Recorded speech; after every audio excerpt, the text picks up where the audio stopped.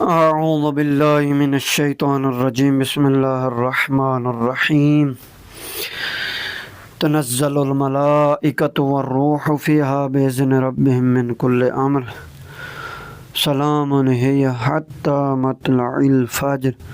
میرے سامعین محترم، انشاءاللہ آپ خیریت سے ہوں گے۔ ہم نے جو ہے شب قدر کا تعین کے بارے میں بحث کر رہے تھے، ایک حصے کو بیان کیا، آج دوسرے کو کر رہے ہیں، بلکہ تیسرے کو۔ میرے سامعین محترم، روایت ہے صحیح مسلم اور صحیح بخاری میں ابو سعید خضری سے، وہ کہتا ہے کہ ہم نے 21 رمضان کی صبح کو حضور صلی اللہ علیہ وآلہ وسلم کی پیشانی اور ناک مبارک پر مٹی اور پانی کے اثرات دیکھے۔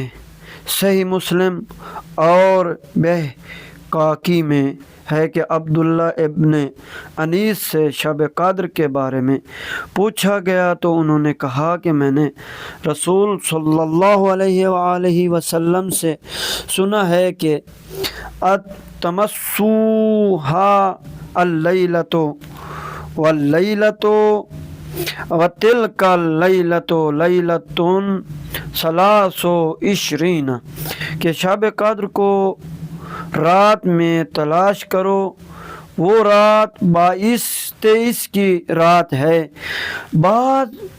میرے محترم سامعین، بعض احادیث کے مطابق لیلۃ القدر رمضان کی آخری 7 راتوں میں تلاش کرو۔ بعض دیگر احادیث میں ہے کہ رمضان کے آخری عشرے کی طاق راتوں میں تلاش کرو۔ ان تمام احادیث میں 21 اور 23 بھی شامل ہے۔ ابو نصر جہنی نے رسول اللہ صلی اللہ علیہ وآلہ وسلم سے درخواست کی کہ میرے گھر مدینہ سے دور ہے، کہ میرے لیے ایک رات کی نشاندہی فرمائیں جس میں میں مدینہ آؤں۔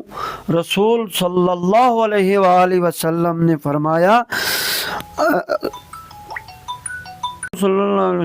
فرمایا انزل لیلۃ ثلاث وعشرین، 23 کی رات کو مدینے آ جاؤ۔